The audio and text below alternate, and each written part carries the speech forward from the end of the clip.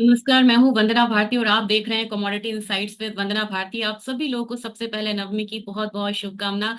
आपका ट्रेड शुभ हो, दिन शुभ हो, आपका समय शुभ हो। इसके साथ हम बढ़ते हैं कमोडिटीज बाजार में क्या हुआ और आज की क्या उम्मीद है।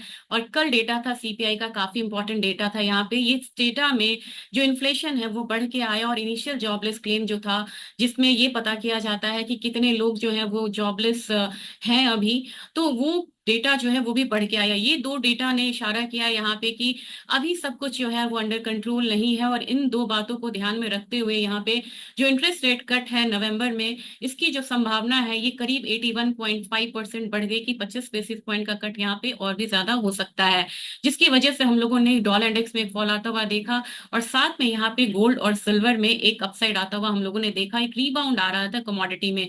क्या ये रिबाउंड यहाँ पे कंटिन्यू रहेगा या फिर यहाँ पे आपको प्रॉफिट बुक करना चाहिए? आज देखेंगे ये सारी चीजें। सबसे पहले मैं यहाँ पे स्क्रीन ही शेयर करना चाहूंगी। और मुझे लग रहा है कि जो लोग यहाँ पे ट्रेड फ्रेश लेना चाह रहे हैं वो यहाँ पे फ्रेश ट्रेड भी ले सकते हैं। और जिनको यहाँ पे प्रॉफिट बुक करनी है बाय साइड में, वो यहाँ पे एक बारी कर सकते हैं, बाय कर सकते हैं यहाँ पे। तो सबसे पहले बात करेंगे यहाँ पे गोल्ड की। गोल्ड यहाँ पे आप देखेंगे ऑलरेडी यहाँ पे हायर साइड है, लेकिन आज मुझे एक्सपेक्टेड है कि यहाँ पे 280 का जो एक स्तर है वो गोल्ड में आता हुआ यहाँ पे दिख सकता है। आप देख रहे हैं चार्ट में एक फुल कैंडल की तरह बन रहा है और ये 280 तक के जो लेवल्स हैं वो आता हुआ यहाँ पे दिख सकता है, ये वाला लेवल। तो मैं 85 नहीं बोलूंगी, मैं यहाँ पे आपको 80 तक ही बोलूंगी कि आप इस लेवल्स तक बाइंग कर सकते हैं। इंटरनेशनल मार्केट का ये लेवल दिख रहा है। और साथ में अगर सिल्वर की बात की जाए, सिल्वर ने गोल्ड से ज्यादा यहाँ पे फॉल आता हुआ देखा था, लगभग यहाँ पे 32, मैं आपको बता देती हूँ 32.95, इसको हम 31.75, इसको हम $32 भी इनफैक्ट मान सकते हैं। वहां से ये हायर साइड से लगातार एक फॉल आता हुआ देखा और ये जो लो बना था ये करीब करीब बना था 30.35, यानी कि $1.5 तक की गिरावट यहाँ पे सिल्वर में देखने को मिली थी। तो मेरे ख्याल से ये काफी बढ़िया मौका है जब यहाँ पे सिल्वर में आपको बाइंग निकल के आ रही है। तो अब जो अपसाइड रहेगा वो कहीं ना कहीं आपको एक तरह से $32 तक का अपसाइड यहाँ पे आ सकता है। और $32 का अपसाइड अगर मैं घरेलू बाजार में बोलूं तो मुझे लग रहा है कि सिल्वर में अगर बाइंग आती भी है, हालांकि ये गैप यहाँ पे फुलफिल हो जाता तो ज्यादा बढ़िया था। और ये है 90,300 का, लेकिन लग नहीं रहा है। अगर आप यहाँ पे बाइंग करते भी हैं तो लोअर लेवल पे बाइंग करिए और जो आपका टारगेट होना चाहिए वो यहाँ पे होना चाहिए 92,000 के करीब का, 91,000 का। यहाँ पे मैं फिलहाल यहाँ पे कोई यहाँ पे नहीं देना चाहूंगी टारगेट। मैं छोटा सा टारगेट लेके चलूंगी, वो टारगेट होगा यहाँ पे करीब करीब 91,800 का। इससे ज्यादा का टारगेट लेना यहाँ पे मुश्किल हो जाएगा, क्योंकि अब यहाँ पे क्या गैप अप ओपनिंग होगी या गैप डाउन ओपनिंग होगी वनडे, ये बहुत मुश्किल है। तो ये पोजीशन आप कैरी फॉरवर्ड कर सकते हैं। अगर बात रही गोल्ड की, तो गोल्ड में भी एक बाइंग यहाँ पे कंटिन्यू हो सकती है। 75,800 के करीब अगर बाइंग होती है तो मेरे ख्याल से आपको 76,100 तक का जो टारगेट है वो लेके आप यहाँ पे चल सकते हैं। तो ज्यादा बड़ा टारगेट ना रखते हुए हम यहाँ पे 76,100 से लेके 76,200 तक का टारगेट गोल्ड में रख सकते हैं। तो गोल्ड और सिल्वर में आप यहाँ पे बाइंग करके चल सकते हैं आज के दिन में। लेकिन अगर क्रूड की बात की जाए तो क्रूड भले ही यहाँ पे इंटरनेशनल मार्केट में 200 दिन के मूविंग एवरेज के पास ट्रेड हो रहा है, जो कि इंटरनेशनल मार्केट में करीब करीब 77.5 डॉलर के करीब होना चाहिए, ये अभी $75.6 के करीब है। लेकिन अभी लगातार हिजबुल्ला जो है वो छोटे अटैक्स कर रहा है और साथ में वो देख रहा है कि सीज फायर हो जाए, वो ज्यादा बढ़िया है। तो यहाँ पे इंटेंसिटी जो है वॉर की अगर कम होती है तो क्रूड में एक फॉल आना यहाँ पे नॉर्मल हो जाएगा, क्योंकि ओवरऑल जो डिमांड है वो कम है और सप्लाई साइड ज्यादा है। तो 6360 पे भी अगर आप यहाँ पे सेलिंग करते हैं तो 6300 का टारगेट रहिए रखिए। स्टॉप लॉस लगाना होगा 6390 के करीब का। लेकिन एक कमोडिटी है जिसमें मैंने आपको कहा था, और बहुत बहुत धन्यवाद, मेरे सजेशंस पे आप लोगों ने यहाँ पे सेलिंग की थी और काफी ज्यादा इसमें फीडबैक भी आया था। मैंने आपको कहा था 218 से 216 तक नीचे प्राइसेस आएंगे। 216 तो नहीं, लेकिन 218 का एक आया था। और यही कारण है कि कभी कभी मैं रेंज आपको देना ज्यादा प्रेफर करती हूँ। तो यहाँ पे आप इनफैक्ट एक बाय कॉल ले भी सकते हैं, भले ही यहाँ पे ट्रिगर्स दिख रहा है डाउनफॉल का। तो 218 से लेके 220 से लेकर 225 एक अच्छा जोन है जिसमें आप बाइंग कर सकते हैं। छोटे छोटे टारगेट्स के साथ चलेंगे, पहला 233, दूसरा 242, ये टारगेट रहेगा। स्टॉप लॉस आपको लगाना होगा इसके लिए कम से कम 216 रुपए का स्टॉप लॉस आपको लगाना होगा, और स्ट्रिक्ट स्टॉप लॉस लगा के चलिए। और अगर यहाँ पे बात की जाए बेस मेटल काउंटर्स की, तो बेस मेटल काउंटर्स में मैं यहाँ पे जिंक में फिलहाल सलाह नहीं दूंगी, क्योंकि जिंक में एक आप देख रहे हैं अच्छा खासा एक गैप अप ओपनिंग है, मुझे लग रहा है ये फिल होना चाहिए कैंडल। अगर आपको बाइंग करनी है तो 282 का आप वेट करिए, 282.6 के करीब यहाँ पे आप बाइंग करिए। फिर जो हमारा टारगेट होगा वो करीब करीब यहाँ पे होना चाहिए 286 का स्टॉप लॉस लगाना होगा, 280 का यहाँ पे स्टॉप लॉस लगा के चलना होगा। तो फिलहाल आप जिंक में बाइंग ना करें। कॉपर में भी यहाँ पे जो बाइंग आ रही है, छोटी बाइंग के लिए यहाँ पे आप बाइंग टारगेट के लिए बाइंग कर सकते हैं। 835 पे बाइंग करिए, 842 का टारगेट रखिए, स्टॉप लॉस यहाँ पे लगाइए करीब करीब 831 का। और मुझे लग रहा है कि यहाँ पे बहुत लंबा टारगेट बेस मेटल में लेना बहुत खतरनाक होगा। और जहां तक बेस मेटल की बात है, बिल्कुल ध्यान रखिएगा, शनिवार के दिन आपको एक मीटिंग होनी है चाइना में, जिसमें वो स्टिमुलस के बारे में बताएंगे कि कैसे इम्प्लीमेंटेशन होगा। इसका असर आपको मंडे यहाँ पे जरूर देखने को मिलेगा। मैं कोशिश करूंगी कि ये मीटिंग के बारे में आपको अपडेट करूं। अगर मैं नहीं कर पाई तो आप खुद भी चाइना में, आप अगर यहाँ पे पीपल बैंक ऑफ चाइना है, यहाँ पे चाइना मीटिंग भी कर देंगे अगर आप गूगल सर्च में, तो आपको उसका रिजल्ट आ जाएगा। एक बार उसे जरूर स्टडी करें तब, जबकि खासकर आपके बेस मेटल में यहाँ पे पोजीशंस हैं, तो खुद के रिसर्च से आप ज्यादा इंडिपेंडेंट हो सकते हैं, और धीरे धीरे हमें उस तरफ बढ़ना भी चाहिए। तो कॉपर की बात मैंने यहाँ पे करी है। बात एल्यूमिनियम की करते हैं। एल्यूमिनियम में एक स्ट्रॉन्ग बाय आया है यहाँ से, और मुझे लग रहा है कि 841 के करीब अगर यहाँ पे एक प्राइसेस आता है तो यहाँ पे आपको प्रॉफिट बुक कर लेना चाहिए।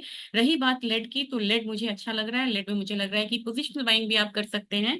करीब करीब 182.5 के करीब आप यहाँ पे बाइंग में जाइए। पहला टारगेट 185 का होगा, दूसरा वहां पे 186.5 का होना चाहिए। स्टॉप लॉस आपको लगाना होगा 181 का।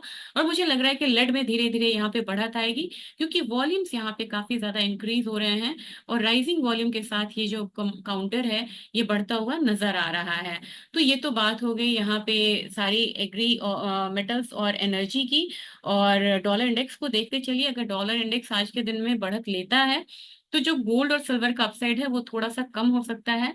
और यहाँ पे ट्रेजरी का बढ़ना एक इंडिकेशंस दे रहा है कि जो बाइंग है वो यहाँ पे अपसाइड जो है गोल्ड और सिल्वर में वो थोड़ा सा लिमिटेड होगा। तभी मैंने आपको यहाँ पे बहुत लंबा टारगेट 77,000 77,500 का टारगेट नहीं दिया है। अब आते हैं सीधा स्पाइसेस काउंटर पे। स्पाइसेस काउंटर में मैंने आपको कहा था कि जीरा में फिलहाल बाइंग नहीं करिएगा। 26,000 पे सेलिंग है, 26,000 पे सेलिंग है, तो 25,700 से 25,600 तक का टारगेट हम रखेंगे डाउनसाइड का। इसके लिए स्टॉप लॉस लगाना चाहिए 26,200 का। और टर्मरिक की बात की जाए, टर्मरिक में अभी फिलहाल एक बाइंग कंफर्मेशन नहीं है यहाँ पे। मेरे ख्याल से यहाँ पे वेट करना चाहिए अगर बाइंग करनी है तो। 13,850 भले कुछ पॉइंट्स यहाँ पे चले जाएं, लेकिन 13,850 के करीब आप यहाँ पे बाइंग करिए। आपका जो टारगेट होना चाहिए वो 14,100 का होना चाहिए। स्टॉप लॉस लगाना होगा 13,600 का।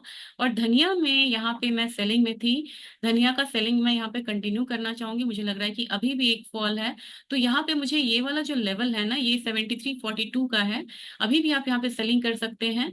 और 7242 का टारगेट रखिए। स्टॉप लॉस इसके लिए लगाना होगा 7410 का। और यहाँ पे आप सेलिंग में कंटिन्यू रहेंगे तो आपको फायदा हो सकता है। अगले हफ्ते देखेंगे कि धनिया और जीरे में यहाँ पे बाय करना है या नहीं करना है। कैस्टर्ड सीड अगेन आपको एक फॉल दिखा रहा है, तो 6850 के करीब एक सेल कॉल रहेगी। 6810 का टारगेट होगा। स्टॉप लॉस 6870 का होना चाहिए। और मैं कैस्टर सीड में बहुत बड़ा यहाँ पे सेल कॉल नहीं देना चाहती हूँ। मुझे लग रहा है कि इसका जो फंडामेंटल है वो यहाँ पे स्ट्रांग है।